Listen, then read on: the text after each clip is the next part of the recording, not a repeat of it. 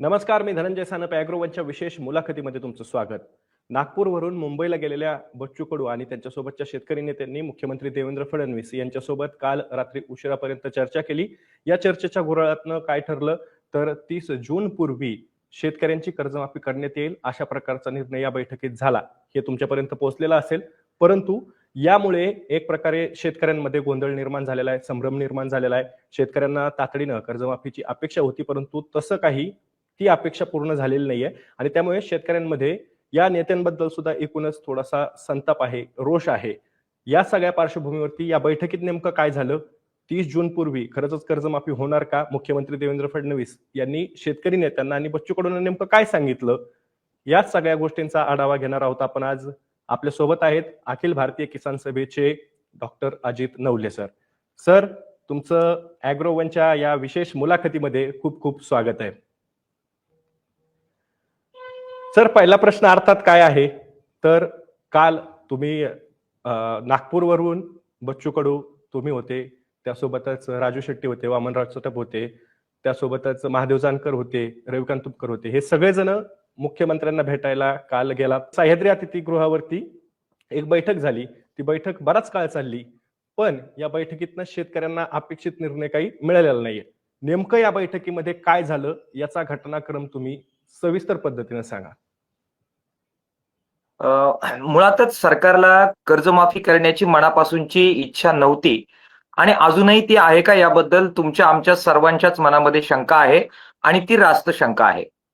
बैठकीत सुद्धा त्यांनी जवळजवळ 1.5-2 तास कर्जमाफी करणं शक्यच नाही हे आम्हाला समजून सांगण्याचा प्रयत्न केला. ते सांगत होते त्याप्रमाणे राज्याची आर्थिक परिस्थिती चांगली नाही, लाडकी बहीण योजनेसाठी 46,000 कोटी रुपये, वीज बिलासाठी 26,000 कोटी रुपये, आणखीन दर महिन्याला 600 रुपये राज्य सरकारच्या वतीनं देण्यात येतात, त्यासाठी आणखीन काही अमाऊंट, अशा बेरजा ते आपल्या पुढे सांगून याच्या पलीकडे आता कोणत्याही प्रकारे मदत करणं शक्य नाही अशा प्रकारे ते मांडणी करत होते. आणि त्याच्यामुळे हे एक प्रकारे कन्व्हिन्स करण्याचा प्रयत्न करत होते की तेवढं सोडून बाकी सगळ्या मागण्यांवर आपण चर्चा करू. मात्र शिष्टमंडळात असलेले सगळे नेते हे चळवळीचे अनुभवी नेते आहेत, अनेक वर्ष शेतकरी संघटनांमध्ये काम केलेले नेते आहेत, जसे बच्चू कडू आहेत. त्याचबरोबर विदर्भातले शेतकरी संघटनेचे नेते आहेत.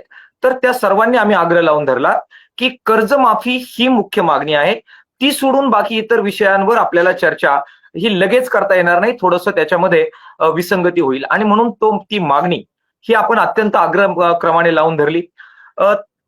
खूप वेळ चर्चा झाल्यानंतर एक क्रुशियल मुद्दा आमच्याकडून मांडण्यात आला, तो म्हणजे कर्जमाफी ही काय आम्ही मागितलेली नव्हती. मुळात ही पहिल्यांदा निवडणुकीच्या पार्श्वभूमीवर सरकारनेच सांगितलं, सरकारी पक्षांनी सांगितलं की आम्ही कर्जमाफी करणार आहोत आणि त्याचा परिणाम म्हणून स्वाभाविकरित्या शेतकऱ्यांनी त्यामुळे कर्ज भरणं थांबवलेलं आहे. आता एकदा कर्ज भरणं थांबवलं की त्याच्यामुळे सोसायटी अडचणीत येतात, सोसायटी अडचणीत आल्या की बँका अडचणीत येतात आणि त्यातून संबंध जी काही ग्रामीण अर्थव्यवस्था आहे, पतपुरवठ्याची व्यवस्था आहे, ती कोलॅप्स होते. बरं, सरकार म्हणतंय की आम्ही करणार आहोत, योग्य वेळी करणार आहोत. योग्य वेळ कधी करणार? या वर्षी नाही करणार, पुढच्या वर्षी नाही करणार.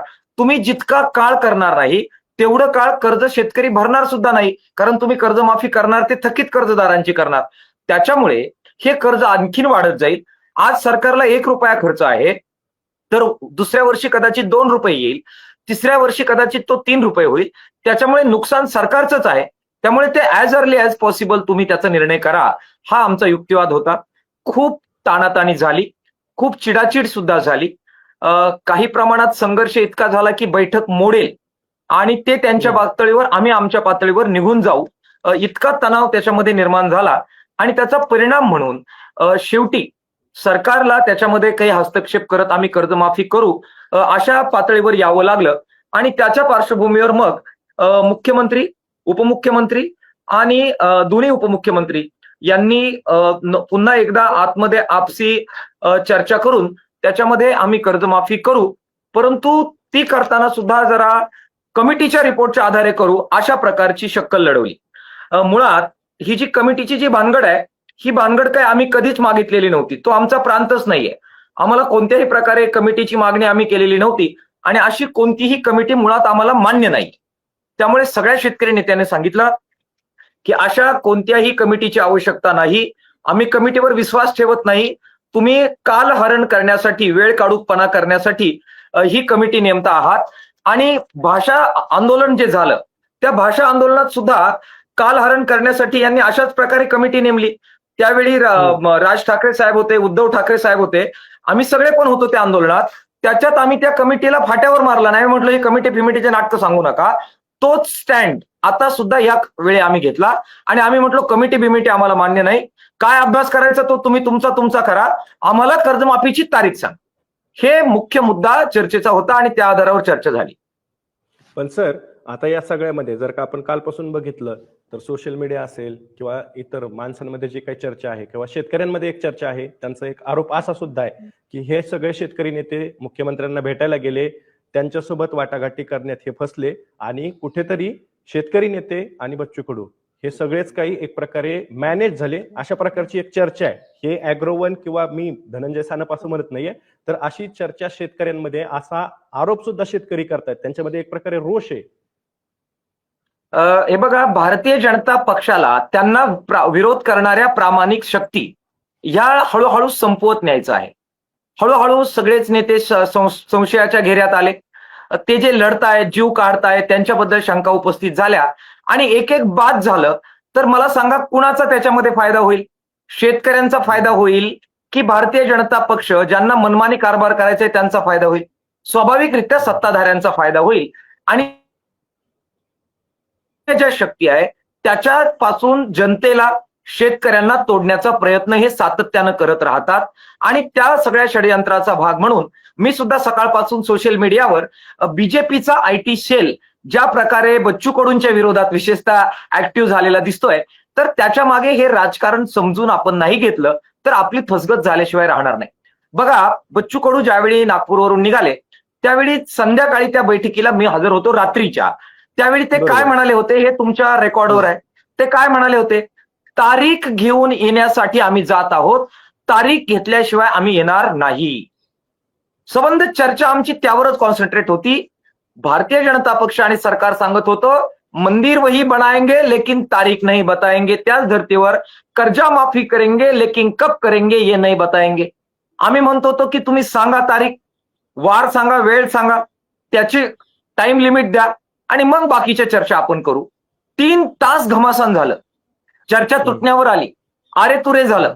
आणि आजच बातमी आली की आमच्या सगळ्यांवर केस टाकण्यात आलेली आहे आंदोलनाची. तब्बल आम्ही आणि आमच्या जोडीला केसेस पडलेल्या आहेत.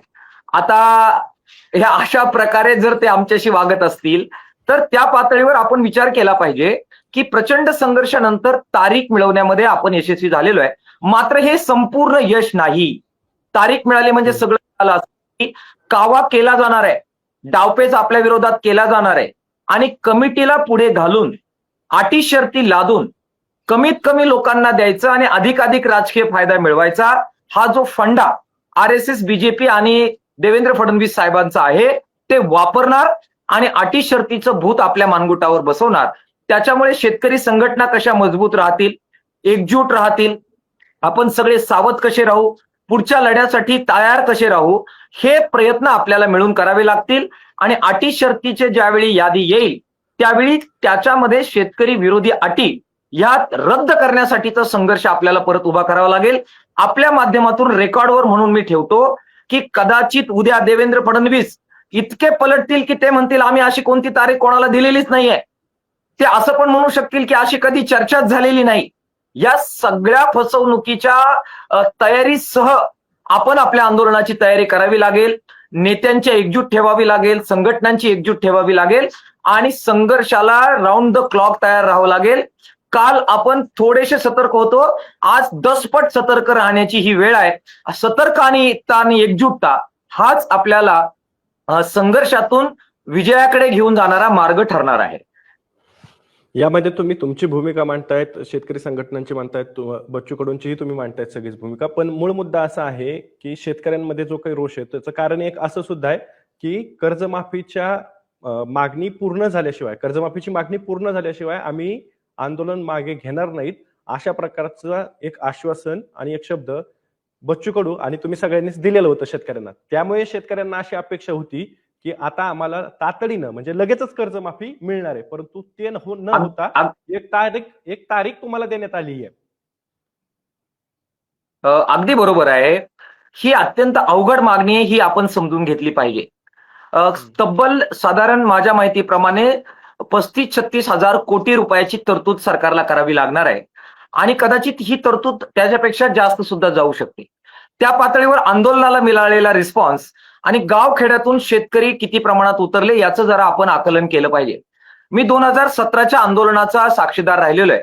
त्यावेळी गावखेड्यातील प्रत्येक शेतकरी आंदोलनात उतरलेला होता आणि गावागावामध्ये शहराला जाणारा शेतीमाल हा रोखण्यात आला होता.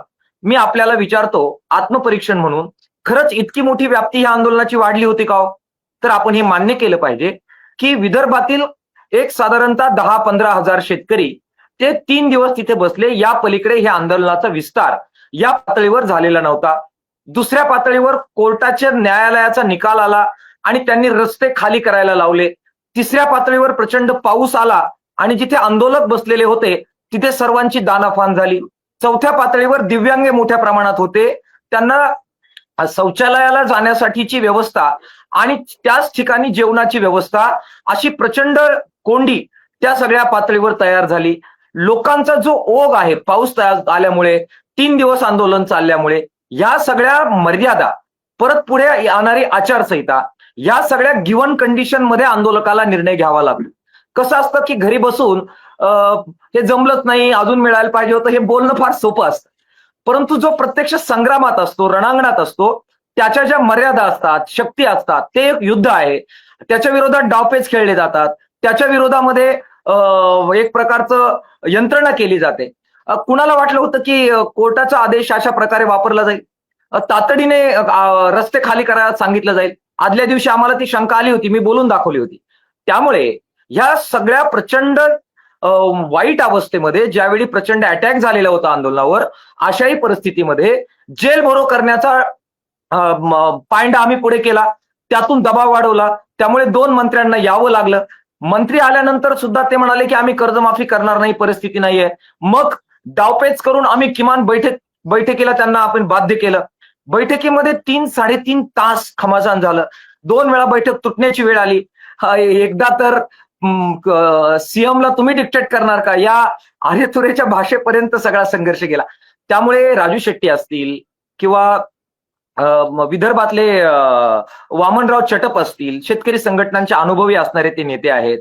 माझा पण काही अनुभव आंदोलन हाताळण्याचा, किती ताकद आहे, किती थांबलं पाहिजे, कुठे गेलं पाहिजे. शेवटी आंदोलन हे एक कौशल्य आहे, हे एक तंत्र आहे आणि त्यात वेळोवेळी आपण यशस्वी होत आलेलो आहे. 34,000 कोटीची पहिली कर्जमाफी याच प्रकारच्या आंदोलनातून आपण मिळवली. दुसऱ्या वेळी 18,000 कोटीची कर्जमाफी अशाच आंदोलनातून मिळवली. 5 रुपयाचं दूध उत्पादकांना अनुदान अशाच प्रकारच्या आंदोलनातून मिळवलं. त्यानंतर आता पीक विम्याच्या ट्रिगलच्या मागण्यांबाबत आपण अशाच आंदोलनातून पुढे गेलेलो आहे आणि मला खात्री आहे की आपण जिंकलेलो नाही, पण किमान तारीख मिळवण्याचा टप्पा आपण यशस्वी केलेला आहे. हा विजय नाही. बरोबर आहे, मला ते त्यामुळे ते मान्य मिरवणूक आहे. काढण्याची, आनंद व्यक्त करण्याची ही वेळ नाहीये, सतर्क होण्याची वेळ आहे. 30 जून ही तारीख तुम्हाला मिळालेली आहे, पण या तारखेवरती तुम्ही का संमती दिलेली आहे? म्हणजे मुख्यमंत्री आणि तुमच्या चर्चेमध्ये असं काय ठरलं की 30 जून ही तारीख पुढे करण्यात आली? कारण की 30 जून यायला अजून 8 महिने बाकी आहेत. तोपर्यंत शेतकऱ्यांनी काय करायचं, हा शेतकऱ्यांसमोर एक प्रश्न आहे. कारण की आता तर रब्बीचा हंगाम आपल्याला माहिती आहे, आपण मागच्याच इंटरव्ह्यू मध्ये बोललोय की अतिवृष्टीचा दणका हा शेतकऱ्यांना बसलेला आहे आणि अशा परिस्थितीमध्ये तातडीनं शेतकऱ्यांना कर्जमाफीची अपेक्षा होती. त्यामुळं आता काय झालं तर फक्त 8 महिन्यांची प्रतीक्षा, म्हणजे जी प्रतीक्षा ऑलरेडी सुरू होती तीच कंटिन्यू पुढे सुद्धा सुरू राहणार आहे, असं शेतकऱ्यांचं म्हणणं आहे. सोशल मीडियावर मी सुद्धा या प्रकारच्या शंका लोकांच्या पाहिल्या आणि एका राजकीय पक्षाच्या नेत्यांनी तर असं विचारलंय की जून का बरं, मार्च का नको. मुळात हा कृषी कर्जाचा मुद्दा आणि आपल्या फ्लॅटचे हप्ते ज्या कर्जातून होम लोनचे जातात ती गोष्ट ह्या भिन्न आहेत, हे आपण समजून घेतलं पाहिजे. आज जर कर्जमाफीची घोषणा समजा त्यांनी डिक्लेअर केली असती आणि डेडलाईन आजची दिली असती तर आरबीआयच्या निकषाप्रमाणे फक्त थकीत कर्ज माफ होत असतं. मग कोणतं फायनान्शियल इयर थकीत कर्जासाठी धरलं असतं तर 30 जून 2025 ही डेडलाईन कर्जमाफीची ठरली असते. मग 30 जून 2025च्या अगोदरचं कर्ज माफ झालं असतं तर आता शेतामध्ये जे नुकसान झालेलं आहे त्याच्यामध्ये जे शेतकऱ्यांचं नुकसान झालंय ते या कर्जमाफीमध्ये थकीत कर्ज धरण्यात आलं नसतं, कारण ते कर्जाचं स्टेटस हे नियमित कर्ज असतं. नियमित कर्जाला आपल्याला प्रोत्साहन अनुदान द्यावं लागलं असतं, त्याचे कर्ज माफी करता आली नसती. प्रोत्साहन अनुदान किती देतात तो? 25,000 रुपये. ते सुद्धा मिळालं का? अनेक शेतकऱ्यांना मिळत नाही. नंतर दिलं 50,000 रुपये. ते सुद्धा मिळालं का?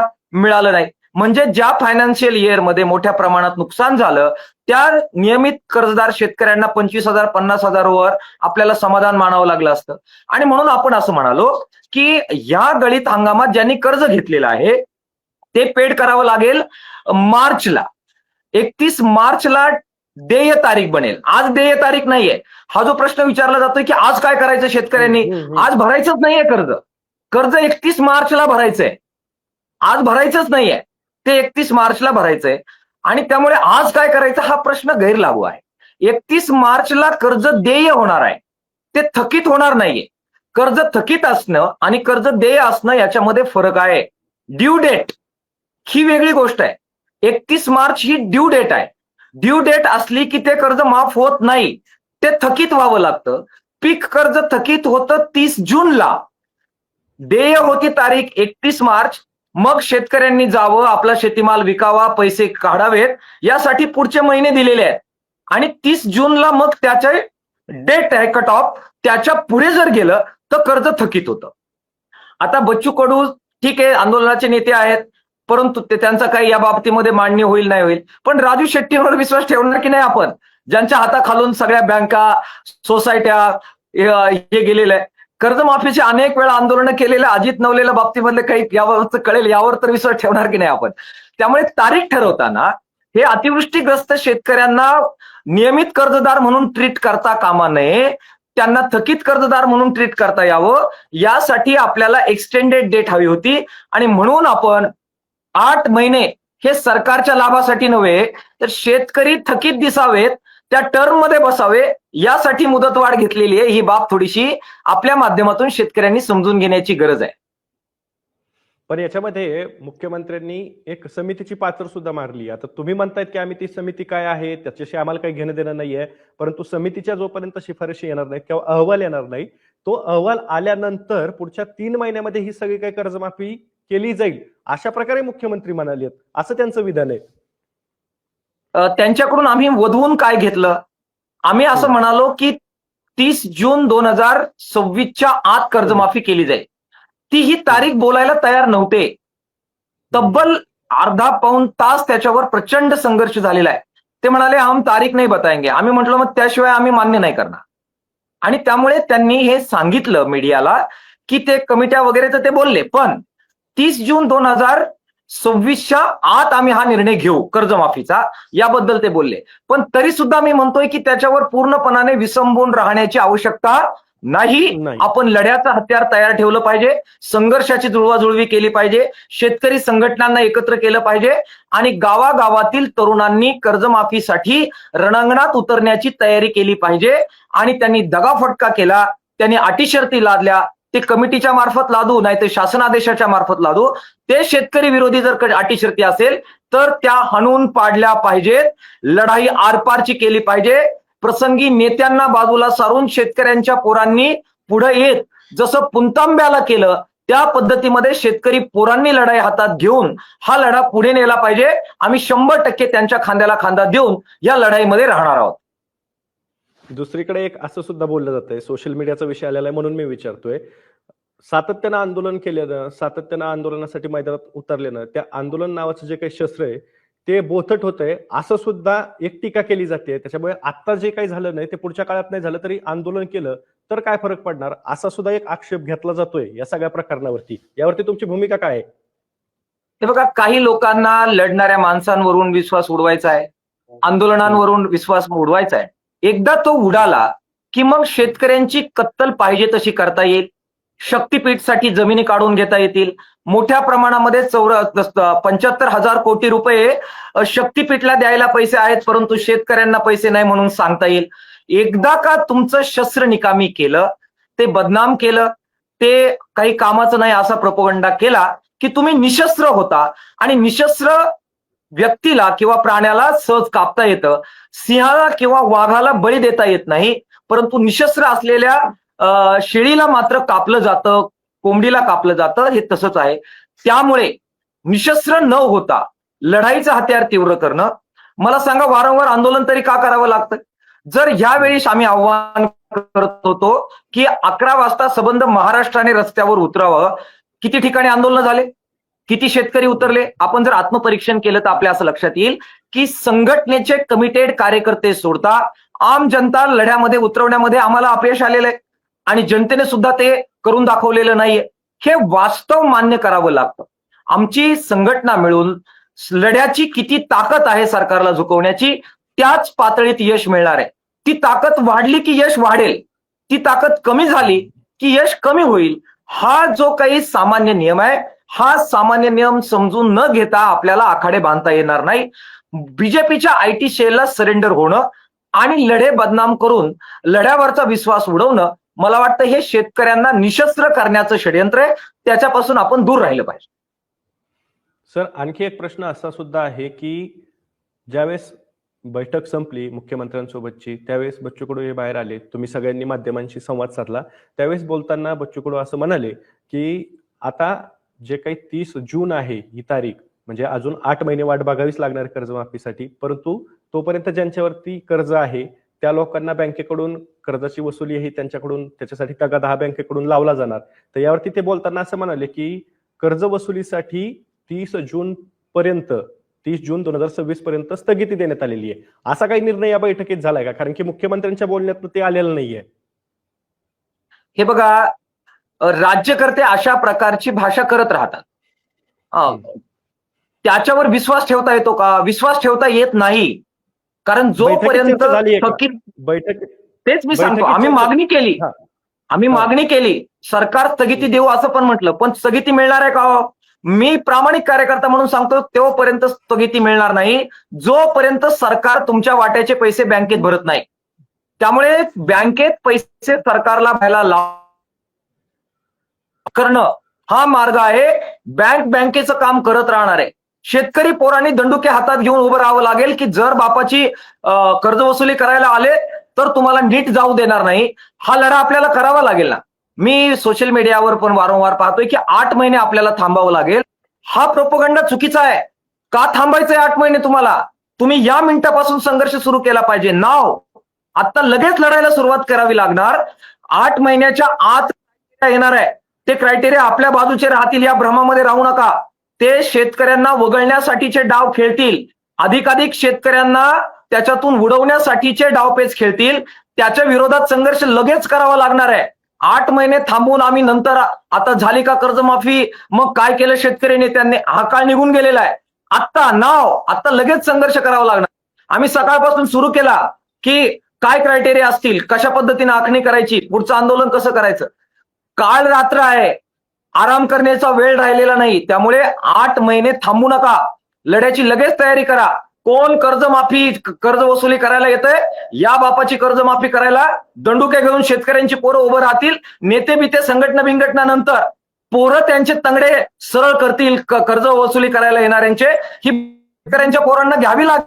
ठेका घेतलेला नाहीये अजित नवलेंनी, बच्चू कडूंनी आणि राजू शेट्टींनी. शेतकऱ्यांच्या पोरांना लढाई करावी लागेल की नाही? एक शेतकऱ्याची पोरं म्हणून आम्ही पण तुमच्या बरोबर राहू.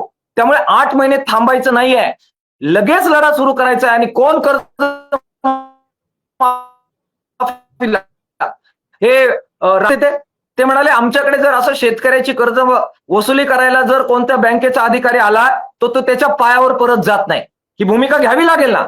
आणि ते लठधारी सेना तयार करतात. लठ म्हणजे काठी, तिकडे लठ म्हणतात. ते जाट जे लोक आहेत ते हातात ते म्हणतात आम्ही, म्हणजे काठीच हातात घेऊन उभे राहतात. हे शेतकऱ्यांची पोरं आपल्याला काठी हातात घ्यावी लागेल. लोकशाहीवर आपण विश्वास आहे आपला. अजित नवले कसं काय लोकशाहीच्या बाहेर जाऊन हिंसात्मक बोलताय, ही टीका माझ्यावर करा. पण जर बापाचं तुम्ही सगळं काढूनच घ्यायला लागले आणि तुम्ही म्हणाल की कुणीतरी येईल अवतार अजित नवले, बच्चू कडू आणि आमच्या बापाला वाचवेल, नाही होणार असं. आपणच लढ्याचे हत्यार आहोत. आपल्याला आपल्या दारात उभं राहावं लागेल ना की अरे लुटलं त्याच्यामुळे बाप कर्जबाजारी झालेला आहे. त्याच्यामुळे लुटलं तेव्हा मिटलं, लुटलं तेव्हा फिटलं. माझ्या बापाचं कर्ज वसूल करायला यायचं नाही. तो देवेंद्र फडणवीस साहेब म्हटलेत कर्ज माफी करू, त्याच्याकडे जा आणि वसूल करा. ही भूमिका शेतकऱ्यांच्या पोरांना घ्यावी लागेल ना. आयतं कोण जांभूळ आणून टाकणार आहे मिशीमध्ये? नाही टाकणार. आणि म्हणून 8 महिने थांबायचं नाहीये, लगेच लढा सुरू करायचा आहे. हा, बिलकुल थांबायचं नाही. माझे भाषण मोर्चामधले तुम्ही ऐकले की नाही मला माहित नाही, पण मी कंटिन्यू हेच बोलतोय. अजिबात दम खायचा नाहीये. मी घरी नाही गेलेलो साहेब, मी अजून ऑफिसमध्येच बसलेलो आहे कालच्या नंतर, आणि 8 दिवस बरोबर. त्या लढ्यामध्ये होत. त्यामुळे घरी काय अवस्था आहे हे मला माहित नाही. आता गेल्यानंतर पाहणार. जवळचा एक माणूस अत्यंत सिरियस ऍडमिट आहे दवाखान्यामध्ये. मी फोनवर त्याच्याशी बोलतोय फक्त. हे आम्ही कुणीही विश्रांती घेत नाही, आणि विश्रांती घेण्याचा काळ संपलेला आहे. डेली लढाई करायची आहे, डेली.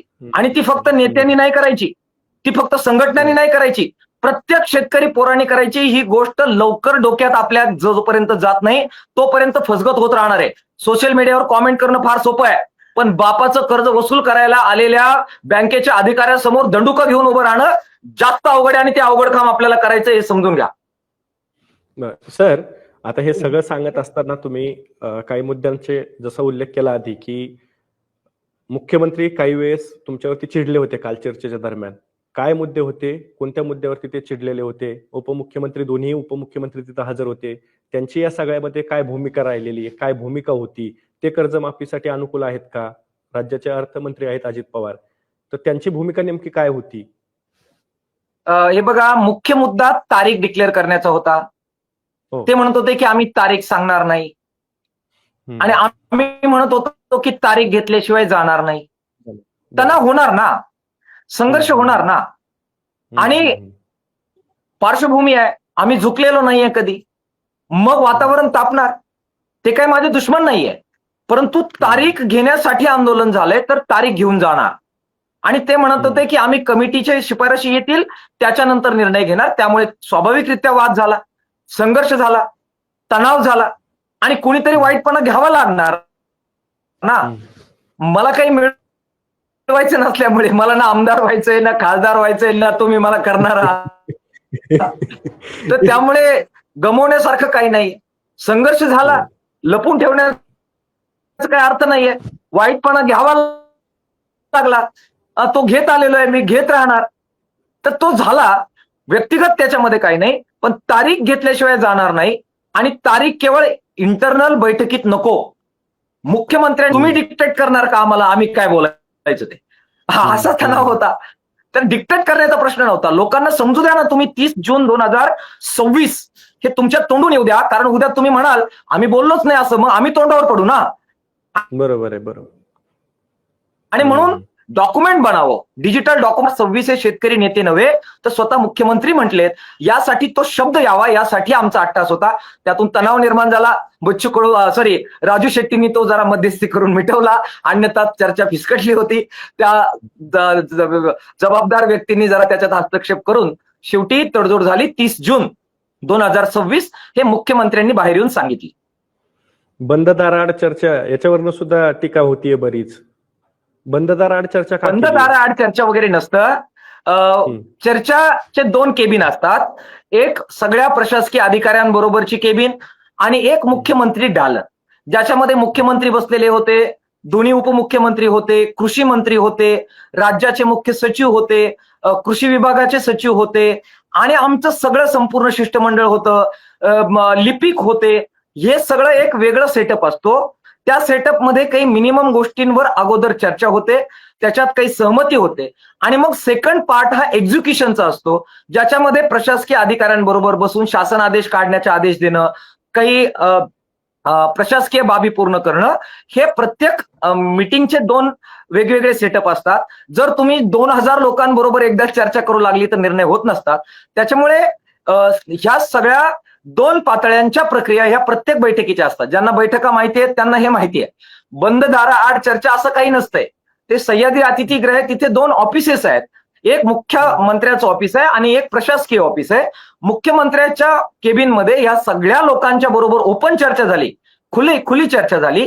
त्याच्यामध्ये हे सगळे मंत्री उपस्थित होते, आणि त्यात 30 जून 2026 ठरल्यानंतर मग त्याचं एक्झिक्युशनसाठी प्रशासकीय अधिकाऱ्यांमध्ये आणि प्रेसच्या समोर हे नंतरची कंक्लुडिंग चर्चा झाली, अशी ती चर्चा असते. ते बंददार खुलं दार वगैरे ते निवडणुकीत असतं, आंदोलनात वगैरे असलं काही बंददार वगैरे नसतंय.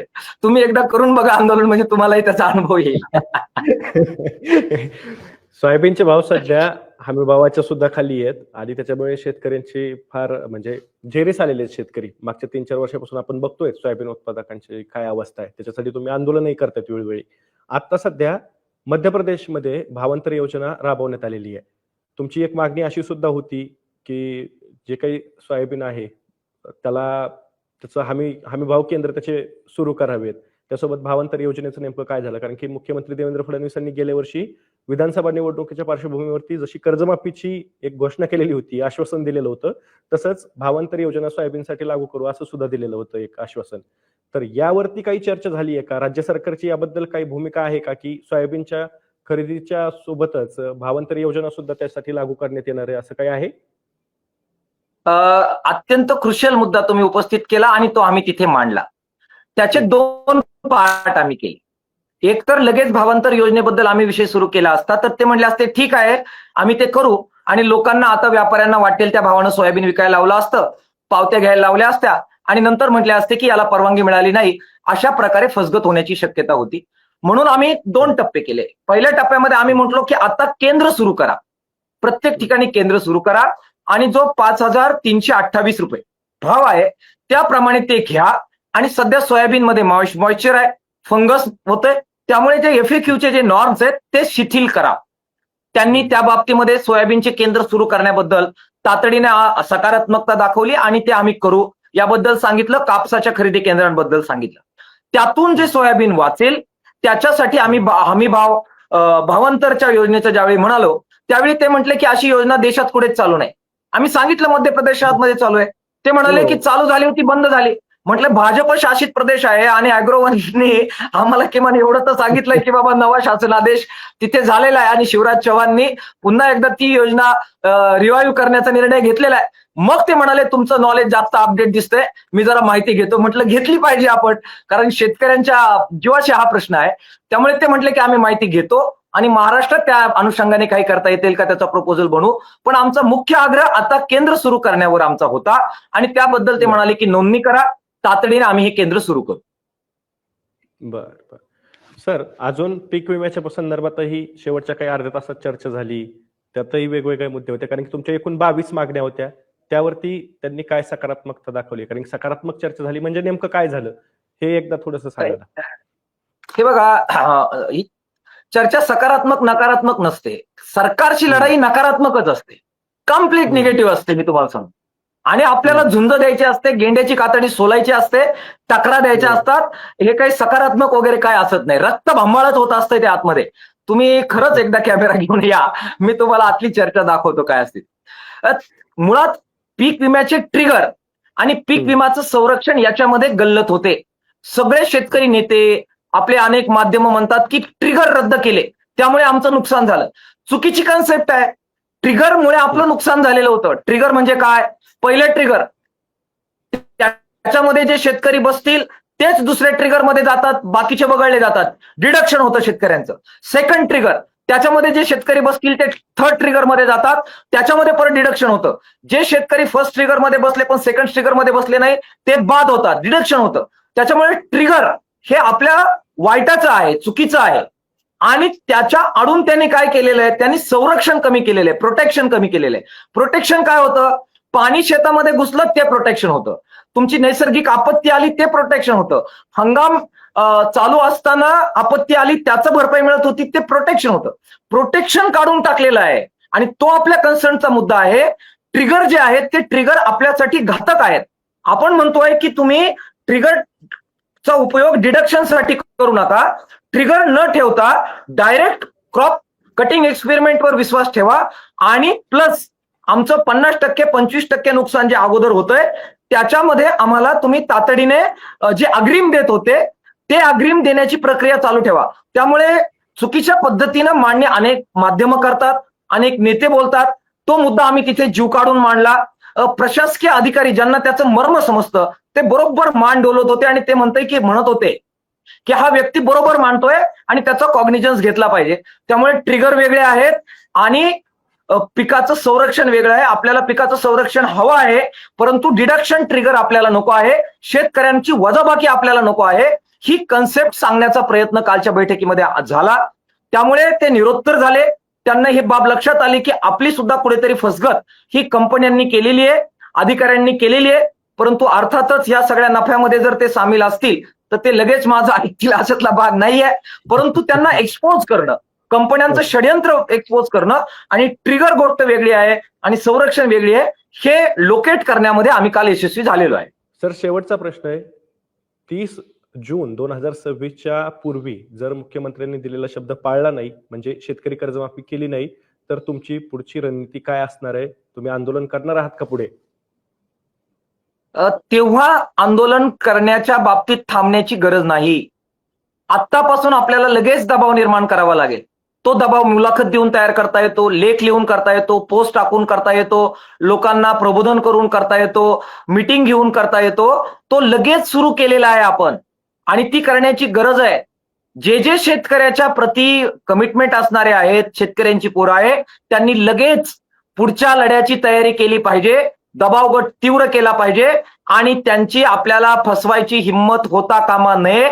अटी शर्ती लादून आपला विश्वासघात करण्याची हिंमत होऊ नये. इतकी तयारी करो, खुद ही को करो बुलंद इतना की वो डर जाए की गद्दारी न करे. तर अशा प्रकारे डॉक्टर अजित नवले यांनी त्यांची भूमिका मांडलेली आहे. मुख्यमंत्र्यांनी त्यांना 30 जून 2026 पूर्वी कर्जमाफी करण्याचं जे आश्वासन दिलंय किंवा ग्वाही दिली आहे, त्याच्या मागे नेमकी भूमिका काय होती, या 30 जूनला शेतकरी नेते आणि बच्चू कडू यांनी का होकार दिला किंवा संमती दिली, त्याबद्दलही त्यांनी त्यांची भूमिका स्पष्ट केलेली आहे. या सगळ्याबद्दल आता तुमच्या मनात काही प्रश्न आहेत का, शंका आहेत का? त्या असतील तर नक्की कमेंट बॉक्समध्ये विचारा. आपण त्यावरतीही नवले सरांना पुन्हा एकदा प्रश्न विचारण्यासाठी घेऊन येऊ नक्की. त्यामुळे नवले सर, तुर्तास तुम्ही वेळ दिलात, आमच्यासोबत चर्चा केली, शेतकऱ्यांच्या मनात जे काही प्रश्न होते त्याची उत्तर देण्याचा प्रयत्न तुम्ही केला. त्यासोबतच तुमची भूमिका, संघटनांची भूमिका ही मांडलीत तुम्ही आणि वेळ दिलात त्याबद्दल खूप खूप धन्यवाद.